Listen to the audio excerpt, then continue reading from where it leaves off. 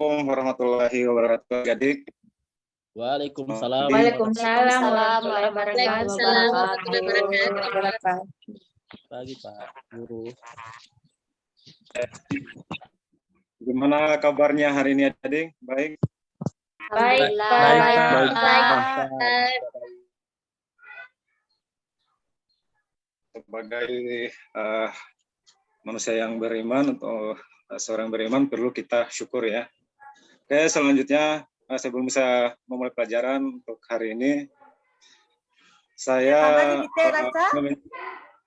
meminta kepada ketua kelas, ya Adik Suryanti dimatikan dulu mic-nya ya, di-mute dulu Adik. Ya, saya persilakan ke ketua kelas untuk memimpin doa kepada Adik Sabri. Saya persilakan.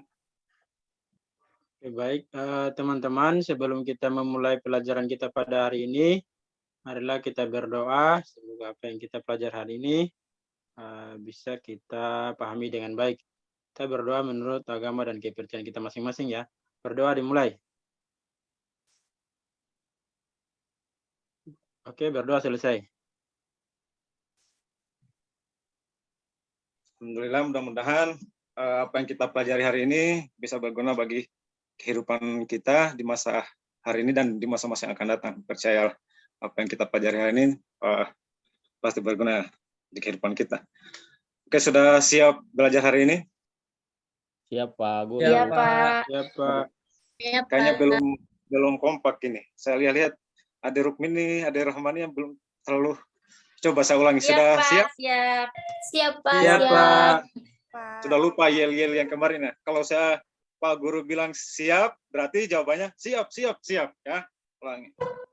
Sudah siap belajar hari ini? Siap. Iya. Hari ini ya masih ingat ya materi kemarin arti penting? Masih ada yang ingat arti penting Undang-Undang Dasar 1945? Diganding? Ya, Pak. Ya. Pak Bahrin, coba. Baik, terima kasih atas kesempatan yang diberikan kepada saya mengenai materi apa yang kita bahas pada minggu lalu tentang arti penting undang-undang. Di sini ada 3 hal, Pak. Yang pertama, undang-undang itu sebagai pengatur penyelenggaraan pemerintahan negara. Yang kedua, mencegah terjadinya penyalahgunaan kekuasaan, dan yang ketiga, menciptakan keharmonisan antara pemerintah dan rakyat, Pak.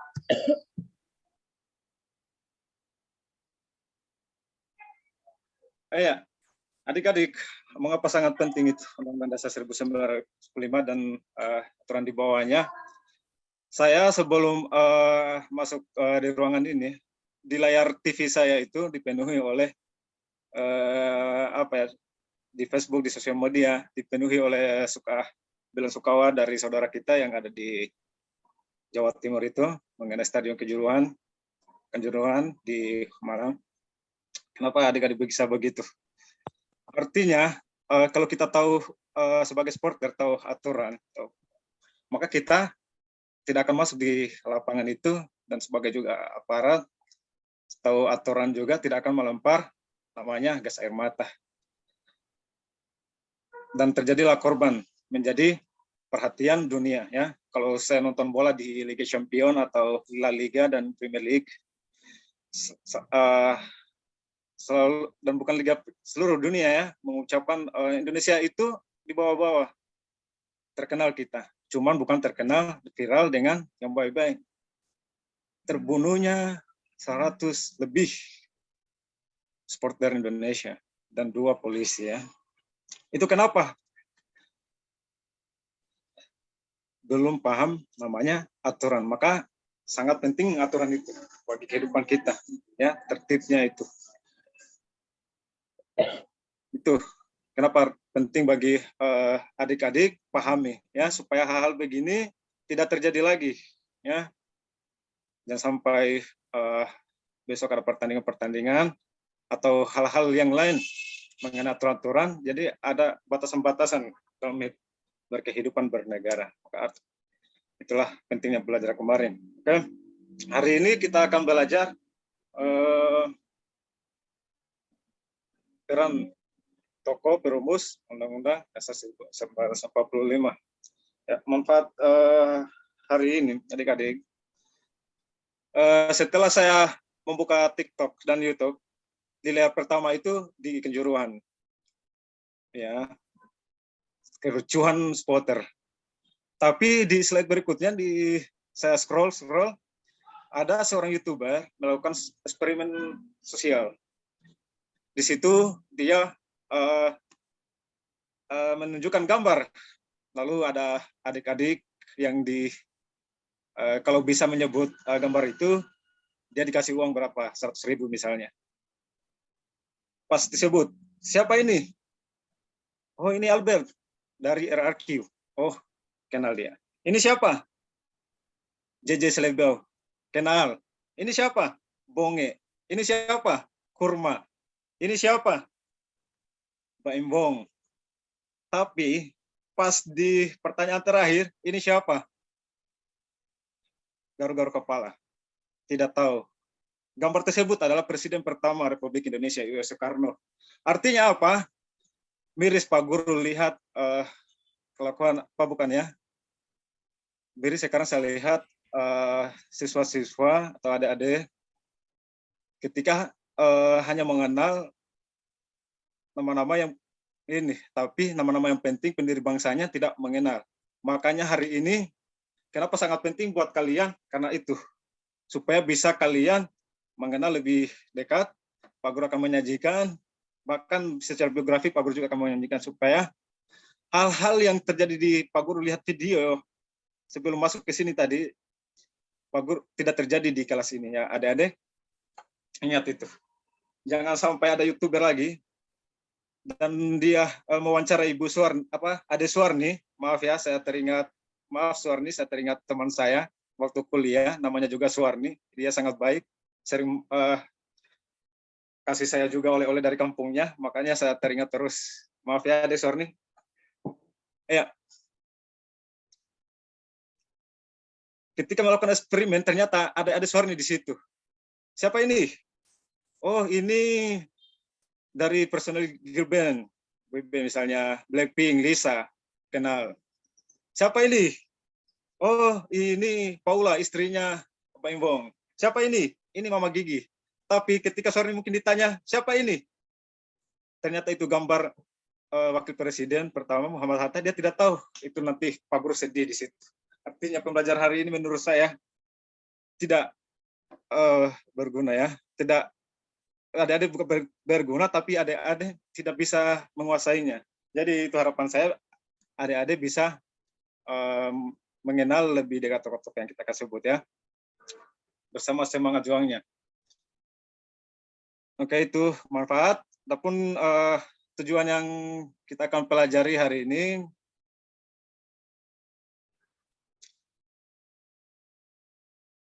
indikator yang kita akan capai menyebutkan tokoh, ya, karena memang saya tekankan di sini bisa menyebutkan tokoh itu, menjelaskan peran tokoh perumus, menguraikan peran tokoh, mendemonstrasikan peran sikap, perilaku, komitmen, menyimpulkan peran sikap, perilaku, dan komitmen tokoh perumus Undang-Undang 1945. Tujuan belajar menyebutkan tokoh perumus. Ya, menyebutkan tokoh tadi, ya itu memang harapan saya karena kenapa ya, miris sekali, banyak, bukan hanya satu YouTuber itu, bukan hanya satu YouTube, ya channel-channel, tapi banyak ya, ketika melakukan eksperimen, bukan hanya adik-adik, ternyata ibu-ibunya juga masih salah-salah menyebutkan. Nah itu. Itulah yang kita akan membedakan setelah belajar ini dan sebelum belajar ini. Ya. Menjelaskan peran tokoh, menguraikan peran tokoh perumus Undang-Undang 1945, mendemonstrasikan peran perilaku dan komitmen, menyimpulkan peran sikap, perilaku, dan komitmen. Ya. Sebelum saya paparkan materi hari ini, adik-adik sudah tahu Presiden pertama Republik Indonesia ya? Sudah, Pak. Coba saya Sudah, sebut. Pak. Ya. Hari ini saya Ya, karena Pak Bahrin setiap pertemuan memang dia yang aktif, saya sebut adik dulu Suryanti. Adik Suryanti, coba sebut nak nama Presiden pertama Indonesia siapa nak? Soekarno, Pak. Ya, pintar ya. Ya. Ada Sabri. Siapa wakilnya? Ketua kelas. Deres Muhammad Hatta, Pak. Ya. Tuh. Oke. Hari ini saya akan memberikan PPT, tapi sebelum itu ada yang saya lupa Pak Guru ya. Pak Guru lupa sesuatu yang menurut saya penting. Ya. Sekretaris Bahrin, ada Bahrin berapa yang tidak hadir hari ini? Semuanya hadir, Pak. Oh ya, alhamdulillah ya. Maaf ya Pak Guru lupa.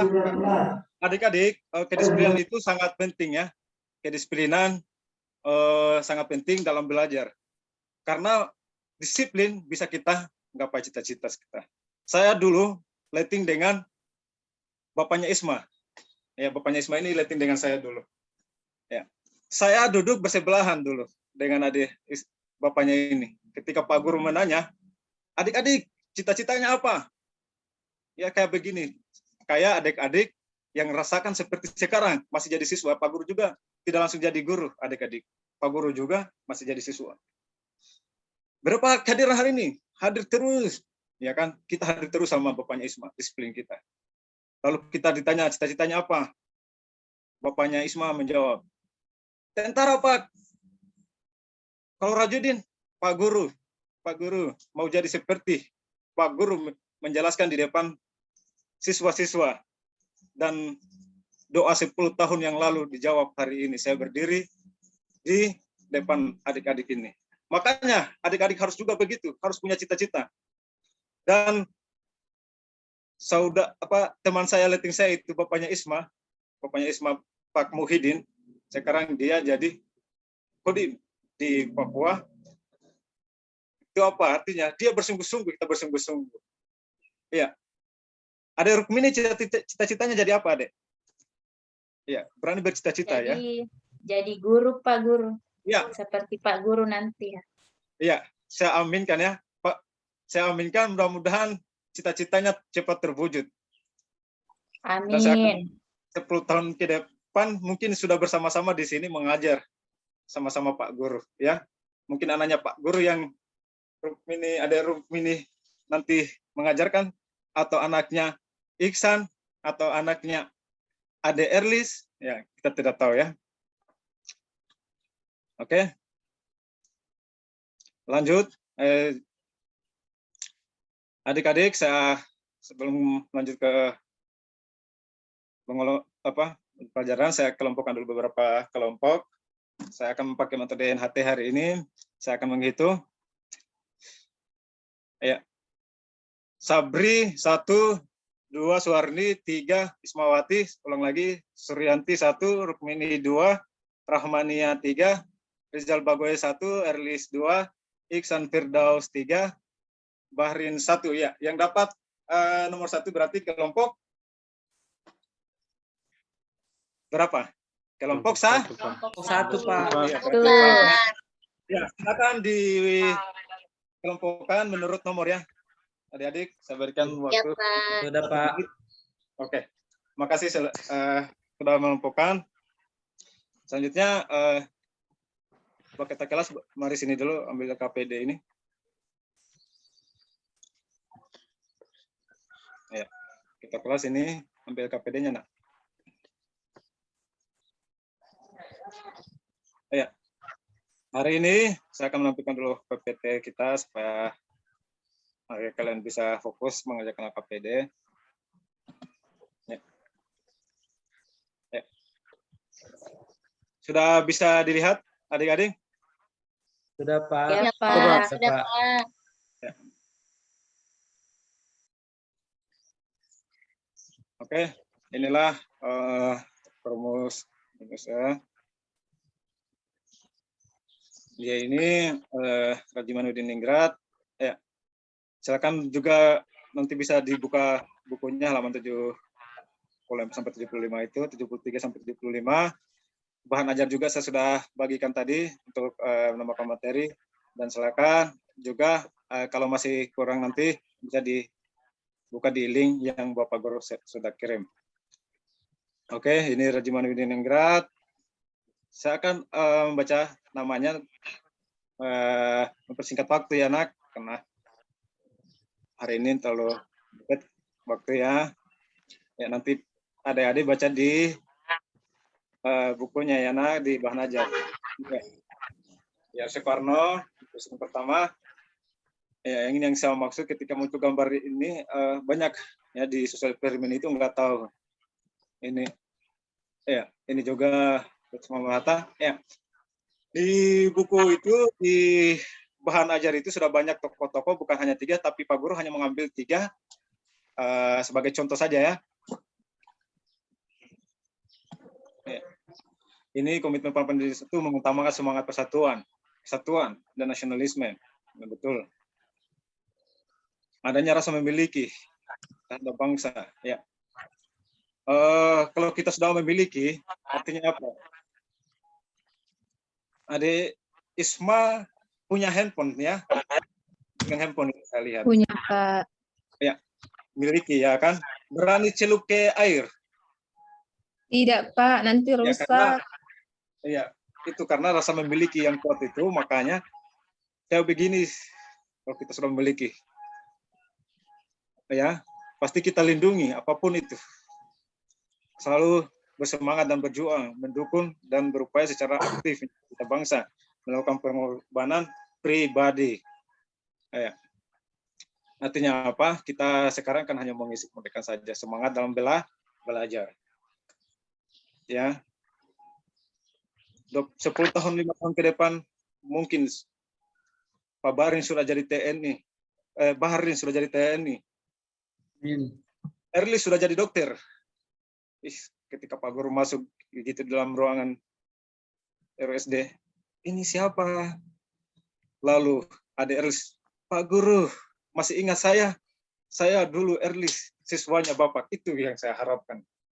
Ya, ada Erlis ya, belajar semangat ya, supaya cita-citanya terwujud. Oke, terima kasih. Silakan adik-adik berdiskusi mengenai materi. Ya, saya beri waktu hanya beberapa menit, 20 menit untuk mendiskusikan. Setelah mendiskusikan, nanti akan dipaparkan ya adik-adik satu. Ya, tapi diskusi dulu adik-adik, silakan.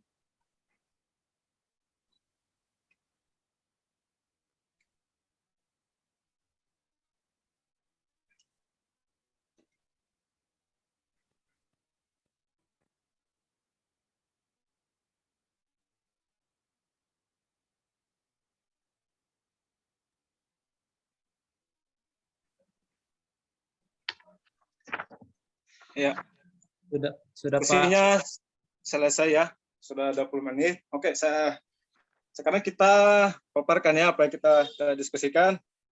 Ya, kelompok 1, silakan kelompok 1. Pilih 2 tokoh itu, kemudian tulis nilai semangatnya. Ya, sesuai di KPD yang sudah Bapak Guru berikan itu, pilih 2 tokoh yang menurut Anda itu menarik perhatian begitu. Oh, ini tokoh saya ini saya sekali ini, saya banget ini kalau orang Jaksel. Saya banget ini begitu. Cocok saya perankan dalam kehidupan saya ini. Karena memang begitu ya. Gitu adik-adik. Jangan terlalu fokus. Oh, karena kemarin kita lihat. Coba sebutkan 2 tokoh. Saya Pak Guru. Tapi bukan di kelas ini. Siapa? Saya Pak. Siapa yang Anda suka? Saya Kapten Amerika. Waduh, itu bukan tokoh Indonesia, itu tokoh dongeng itu. Saya Pak Guru. Siapa? Joko Tingkir. Aduh, tokoh perumus dulu nak. Jangan dulu ke yang lain.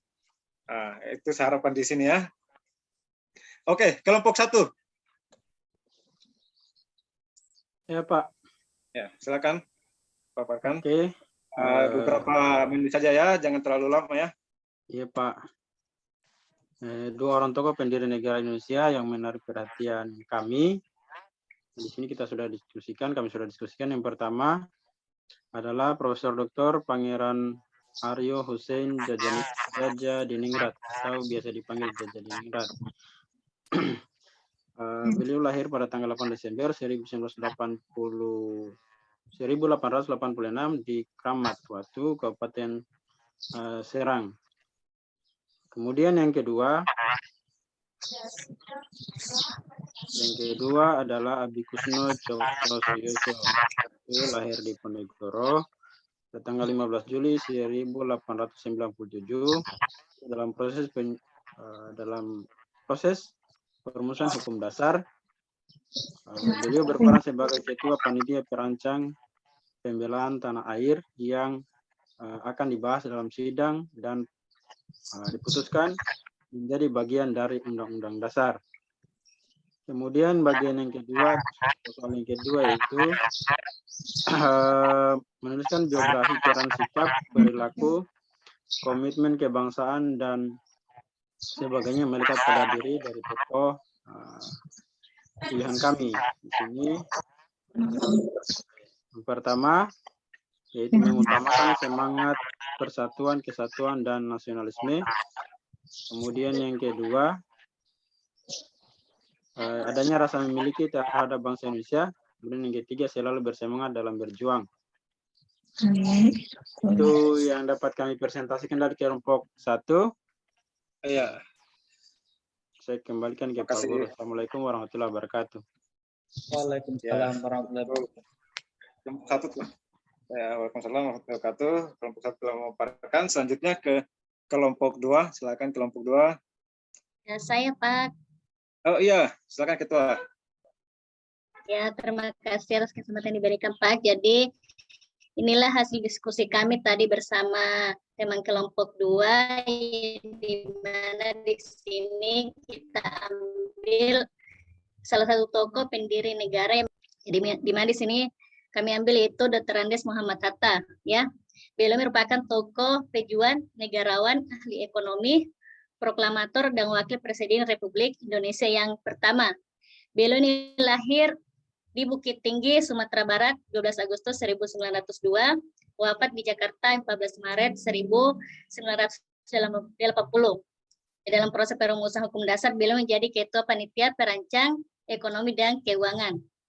Dan Dr. Andes Muhammad Hatta ini juga memiliki hobi membaca, ya, memiliki hobi membaca dan rajin menulis. Yang dimana buku-buku karya beliau itu juga sangat banyak karena rasa kepeduliannya terhadap rakyat dan perekonomian Indonesia. Jadi di sini beliau juga membuat gerakan ekonomi kerakyatan melalui koperasi. Beliau juga dikenal sebagai Bapak Koperasi Indonesia.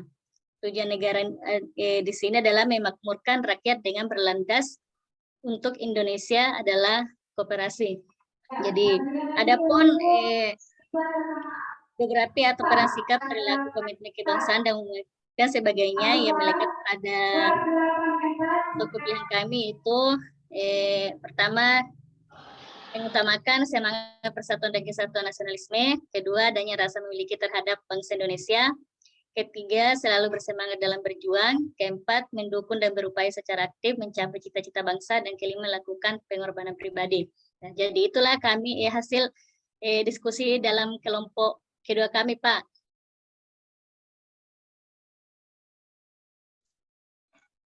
Makasih adik ya, adik Sony. Makasih Nak. Selanjutnya ke kelompok selanjutnya, kelompok 3. Mungkin ada yang mau paparkan satu orang. Waktu juga. Ya, saya Silakan, Pak. kelompok. Oh ya, silakan Dek. Di sini berdasarkan hasil diskusi kami memilih di sini Insinyur Soekarno dan Muhammad Hatta. Di sini perannya Insinyur Soekarno, Pak. Dia selain sebagai Presiden pertama Republik Indonesia, juga berperan sebagai Ketua PPKI. Kemudian Muhammad Hatta selain sebagai Wakil Presiden, di sini juga dia berperan sebagai anggota BPUPKI, Ketua Perancang Keuangan dan Perekonomian, dan anggota penyelidik usul-usul atau perumus dasar negara. Adapun Contoh perilakunya yaitu mengutamakan semangat persatuan, kesatuan, dan nasionalisme, Pak. Ya, mungkin seperti itu, Pak, dari kelompok kami. Terima kasih. Makasih adik Rahman ya. Makasih Ndak ya. Saya butuh saya butuh satu orang dari adik-adik untuk menyimpulkan pembelajaran hari ini, diskusi kita. Siapa yang berani? Hayo, siapa? Oh, ada siapa ini? Bahrin. Silakan, ada Bahrin. Memang jago-jagonya Pak Guru ini. Ada Bahrin? Silakan.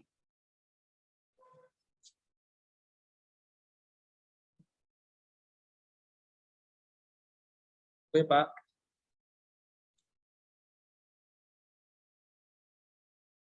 Ya, silakan, Baik. Dik.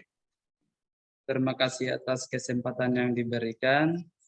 Berdasarkan apa yang kita pelajari tadi tentang peran tokoh pendiri negara, di sini selain kesimpulannya itu, selain kita tahu siapa-siapa tokoh atau yang berperan penting dalam perumusan undang-undang, juga kita harus meneladani sikap-sikap yang dimiliki oleh para tokoh tersebut sehingga kita bisa membawa sikap tersebut ke dalam kehidupan kita sehari-hari. Jadi sebagai warga negara yang baik, kita harus senantiasa mengingat jasa dari para pahlawan, khususnya pahlawan yang khususnya tokoh-tokoh yang berperan dalam merumuskan dan menetapkan undang-undang, Pak. Dari saya, Pak. Terima kasih. Iya. Terima kasih untuk kelompok hari ini. Tepuk tangan buat kita semua. Ya, Bapak Guru akan melihat dulu sejauh mana pemahaman kalian mengenai materi hari ini ya. Tapi sebelum Pak Guru membagi ya soal, silakan kembali ke tempat duduknya masing-masing seperti semula. Saya persilakan beberapa menit, 3 menit. Oke. Ya. Ini ketua kelas ini. Nah, ambil soal ini. Ya. Silakan dibagikan ke teman-temannya, Nak, ketua kelas. Ya, sudah dapat soal semua? Atau ada yang belum? Sudah, Pak. Sudah dapat. Sudah, Pak. Sudah, Tangan yang Pak. belum? Pak. Oh, sudah. Silakan diisi waktu hanya 6 menit. Ya. Silakan diisi waktu hanya 6 menit karena soal PG dan hanya berapa nomor. Silakan diisi itu waktu 6 menit saja ya. Ya, Pak. Ya, saya persilakan isi dengan penuh kejujuran dan disiplin ya. Dan jangan boleh kerjasama. Percaya diri sendiri, karena percaya juga orang lain belum tentu juga dia benar. Jangan sampai sudah benar baru coret, ternyata ikuti yang salah. Jadi percaya diri sendiri saja. Sudah, Pak. Ya, silakan dikumpul. Ya, kita kelasnya.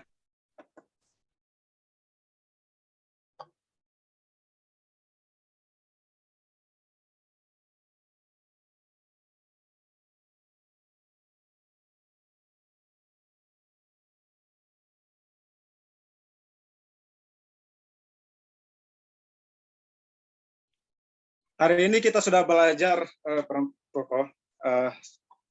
Ya, kita sudah bisa mengetahui tokoh-tokoh perumus perannya di mana, nilai juga semangatnya, apa yang bisa kita teladani semangatnya dalam kehidupan kita. Ya, seperti pertemuan pertama, di sini kalian sudah bisa mengetahui, tidak salah-salah lagi. Ya, Pak Guru, tapi saya ingin menjadi pemain bola seperti Cristiano Ronaldo. Tidak salah. Tapi jangan lupa, setelah Anda menjadi pemain bola sukses atau sudah menjadi TNI, Anda berada di sini penuh air mata, penuh darah dulu. Ya, ingat itu. Ingat jasa. Bangsa yang besar adalah bangsa yang selalu mengingat jasa pahlawannya. Selalu mengingat pahlawannya kan? Iya. Tidak salah, Pak Guru. Tapi saya mau jadi seleb TikTok. tidak salah. Tapi jangan viral hal-hal yang macam-macam. Viral lah dengan hal-hal yang positif sebagai pelajar. Jangan viral karena hal-hal yang tidak bermanfaat gitu. Ya kan? Mencuri misalnya, viral, itu tidak etis ya. Menangis pendiri bangsa ini melihat anak-anakku karena viral hal-hal yang tidak berguna bagi kehidupan bangsa. Viral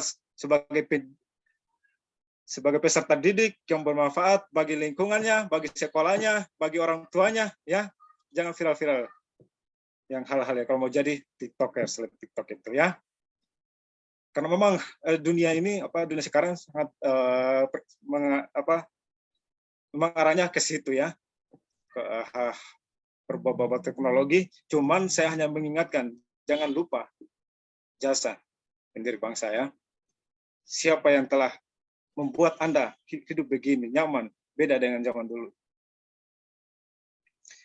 Iya, itu saja Pak Guru pertemuan hari ini, dan selanjutnya mungkin materi selanjutnya mungkin kita refleksi di pertemuan berikutnya atau memberikan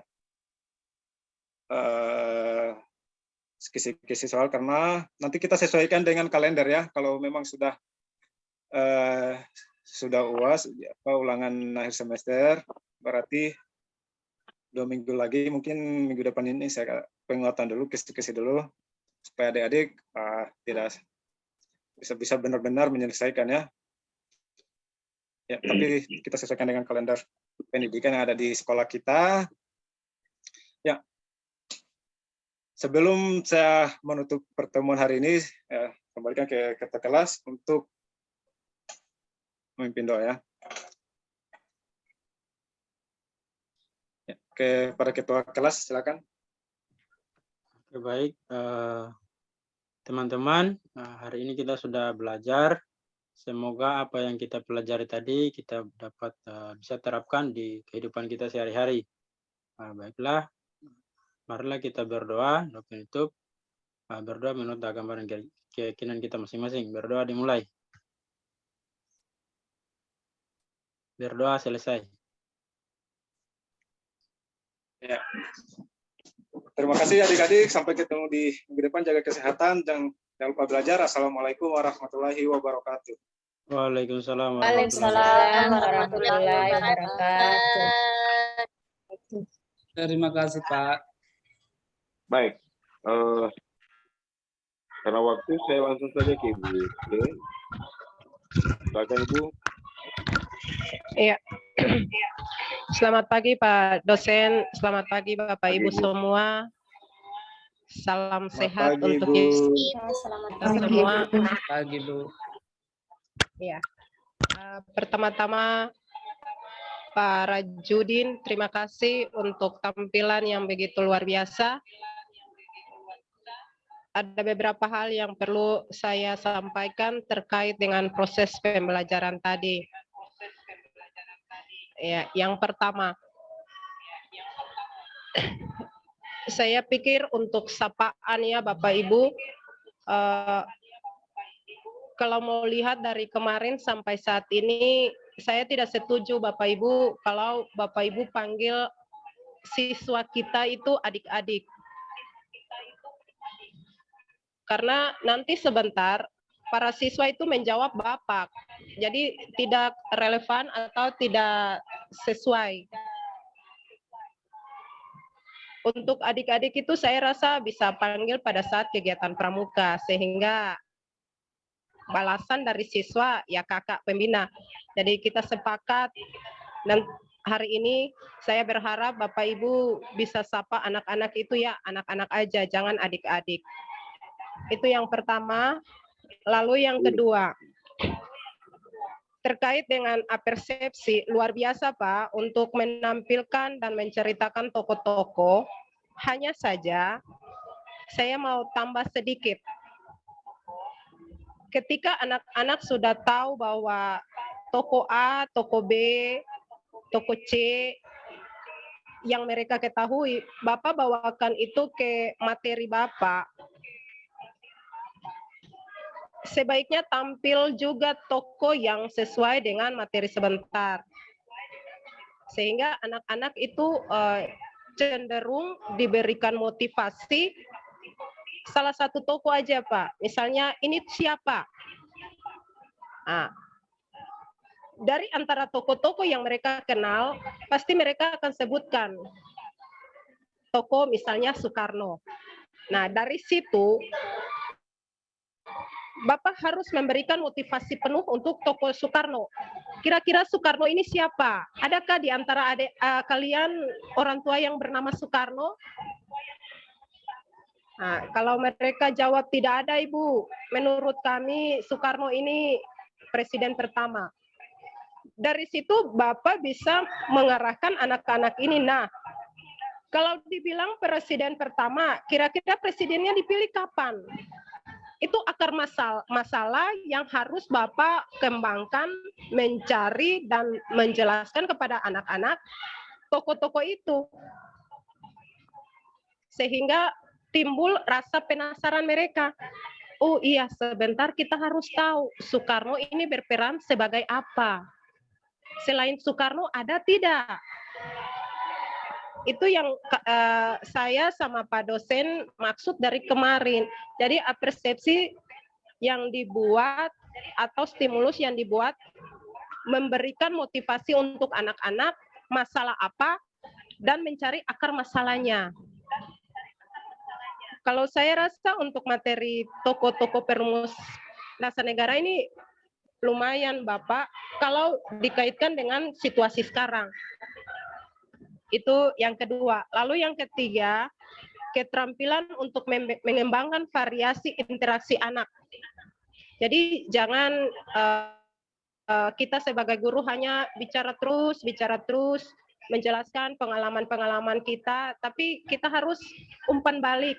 Kira-kira si A, si B, apa yang dirasakan terkait dengan materi yang diajarkan.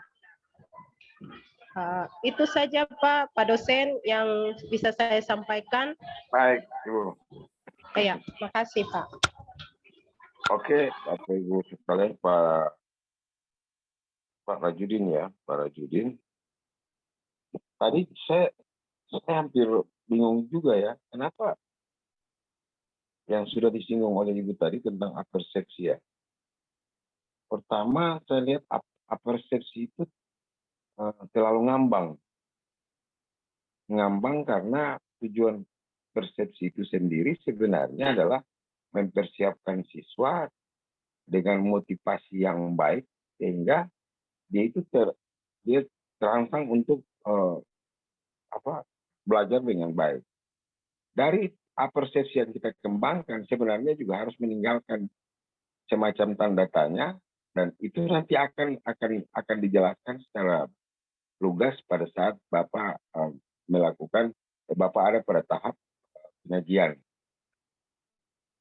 Yang kedua, saya melihat bahwa persepsinya itu juga terlalu panjang kalau kita mau melihat di waktu opening itu ya. Di opening itu kalau kita tentukan openingnya misalnya 5-10 menit.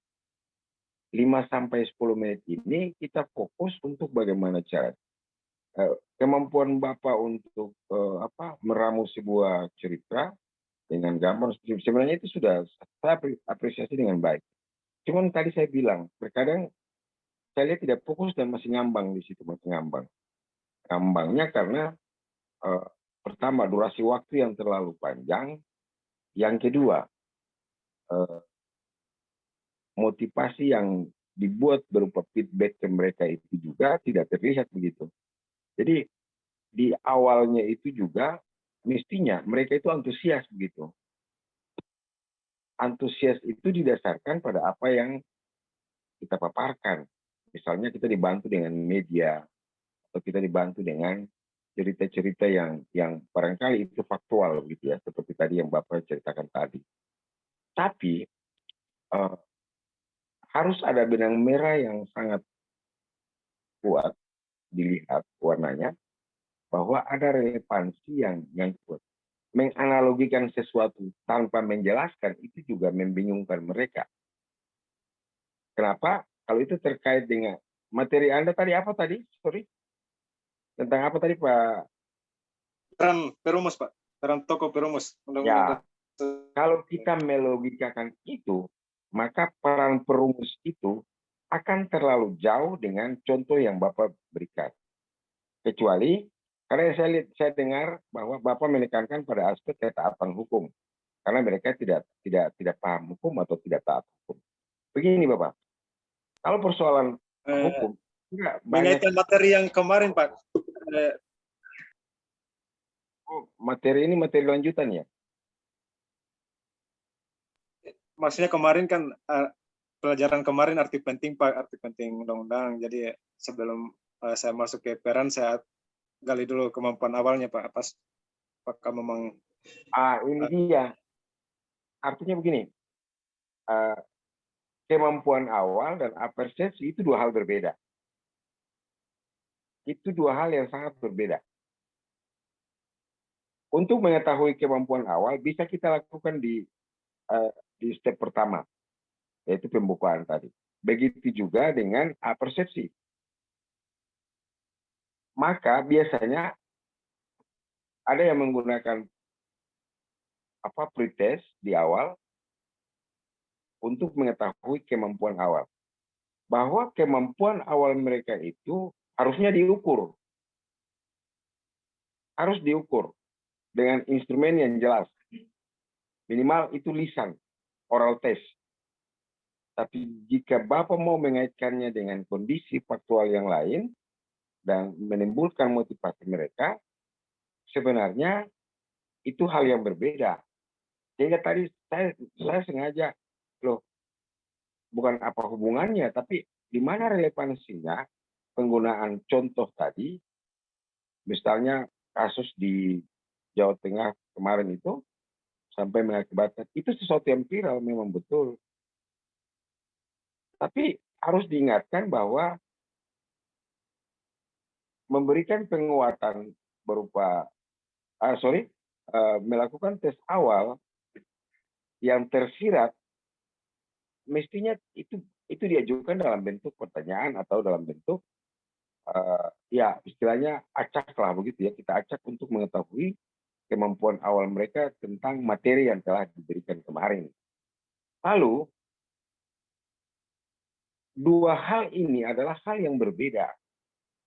Harus dipisahkan itu. Persepsi dan tes awal itu berbeda. Dua hal yang berbeda. Sehingga masih dalam kaitannya untuk bagaimana menstimulasi siswa untuk mengenal masalah. Ya, kalau Bapak bilang bahwa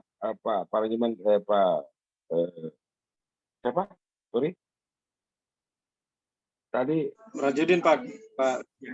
Pak Rajudin tadi menyebutkan bahwa itu memberikan mengaitkan materi dengan yang lalu berupa tes. Saya kira relevansi antara cara menganalogikan sebuah masalah tadi, saya kira jangan terlalu jauh. Jangan terlalu jauh. Misalnya Bapak bicara tentang apa tadi? Tadi kalau nggak salah materinya tentang perumusan ya. Ya, peran perumus. Ya, toko-toko itu ya. Ya, boleh. Ya. Saya kira memang ada masuk di situ seperti Soekarno dan sebagainya tadi. Makanya saya bilang tadi batasi 5 menit awal atau 10 menit awal itu dengan hal-hal yang padat.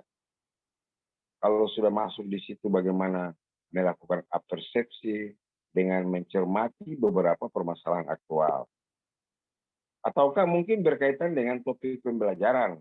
Misalnya bisa Anda lihat di rencana aksi itu seperti apa dalam pembelajaran atau perangkat pembelajaran inovatif. Berikut bisa jadi mungkin kita memberikan stimulasi siswa. Ya. Ada juga bagaimana memberikan stimulasi siswa dengan mengidentifikasi alternatif solusi pada sebagian besar pembelajaran yang berbasis thoughts itu. Lalu, sudah masuk di pembentukan tadi. Jadi sudah bagus, cuman saya masih sedikit kurang puas dengan langkah pembelajaran awal ya di pembukaan tadi di Iya, Pak. Ya, jadi mungkin itu masukan kepada Pak supaya bisa diperhatikan. Terima kasih Lalu, Pak dosen, terima kasih Bu Pamong. ya, kemudian keterampilan mengorganisir sumber. Jadi itu yang nanti Bapak Ibu perhatikan sampai kepada kemampuan menutup pembelajaran, apakah itu dengan memberikan post-testnya ataukah menyimpulkan dan sebagainya. Memang harus betul-betul dilihat dalam dalam rencana pembelajaran atau yang Bapak Ibu buat dalam perangkat pembelajaran tadi. Terakhir saya mau bilang bahwa Bapak Ibu artikulasi apa yang kita ucapkan, apa yang kita sampaikan secara verbal itu harus tergambar dengan jelas. Intonasi, mimik dan gerakan atau gestur Bapak Ibu itu sangat menentukan. Jadi hal-hal ini mungkin jadi catatan buat Bapak. Mungkin ke depan insya Allah bisa dilihat lagi dengan benar ya. Bapak Ibu, kami tidak bermaksud menggurui, hanya saja berdasarkan rubrik yang kami pegang, memang ada batasan-batasan tertentu, ada tekanan-tekanan tertentu yang memang harus itu dimunculkan.